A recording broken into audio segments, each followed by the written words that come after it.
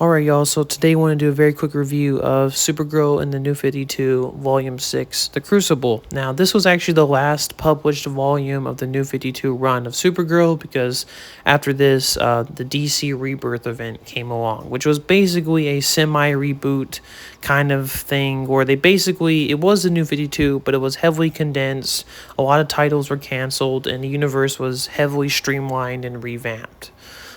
And yeah, that's exactly what happened in the DC Rebirth.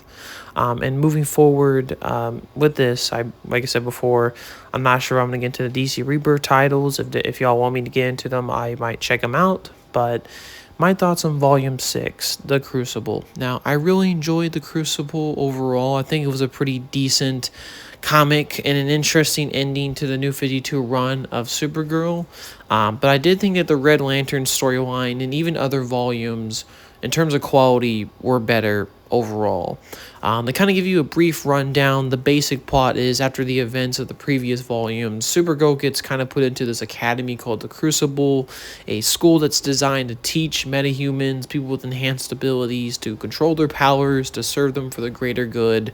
Supergirl gets involved with this. At some point, she and other teammates find out about a conspiracy. They stop it, they save the school, and Supergirl then returns to Earth to try to live a more normal life. That's kind of the very brief rundown of the plot of this comic. But yeah, Volume 6 of Crucible, let's start out with the pros. I did, of course, enjoy the artwork, and I think the writing and dialogue is all pretty decent for the most part. I did think the idea of the Crucible was interesting, especially since you see other famous DC characters like Maxima here. And I think, the idea of it definitely is interesting. I mean, this definitely is definitely worthy of a spin-off series if they wanted to further develop these ideas, which I'm not sure the DC Rebirth Supergirl run enhanced on these ideas. But I thought it was an interesting idea. It gave very high school vibes. But I think there's pros and cons of that approach just because it can also fall into tropes that many high school shows and movies and books likes to fall into and all this, which I'm kind of glad that the book didn't exactly fall into the weird tropes that a lot of high school shows, like, oh, boy crushes and all this stuff. It felt a little bit more mature than that, which was good.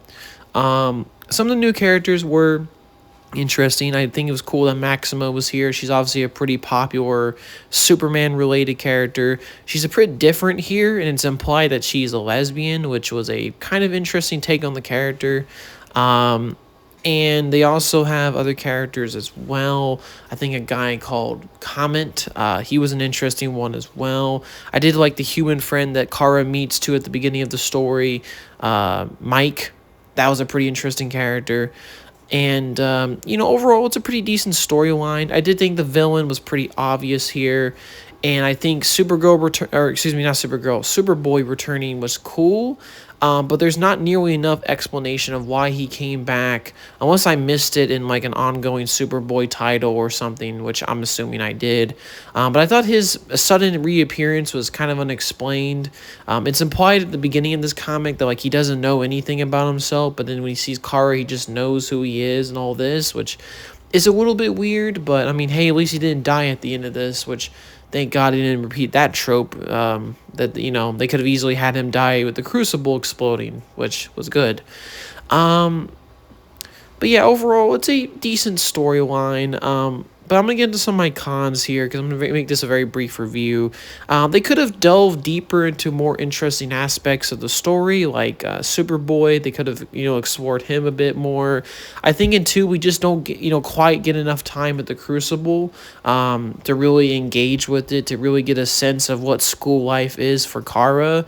It kind of happens all in one issue, and then we just immediately jump to all the conspiracy stuff, which that would have been nice. We could have had more development of that. And I also think in 2, the villains could have been less generic and made more interesting and just more fleshed out characters in general. And all the people surrounding Kara, including at the Crucible, could have been fleshed out as well, which, like I said before, I'm not sure in the future if they ever do so. But, it feels like a one and done. Like, it feels like the comic is setting up to be a series of high school adventures, and then the comic kind of bans out, and then she goes back to Earth, which I'm not really sure how to feel about that. I wish they would have committed more to the ideas here. Just feels like they tried something and they kind of threw it away. But, I think overall, The Crucible is a decent comic. It has its pros and cons, but I think it's kind of a lackluster comic overall in the series, at least in my opinion. Definitely not the highs of the New 52 run of Supergirl here. But yeah, my thoughts on Volume 6, The Crucible, and officially the end of the New 52 run of Supergirl. All right, y'all. Hopefully, y'all have a good day.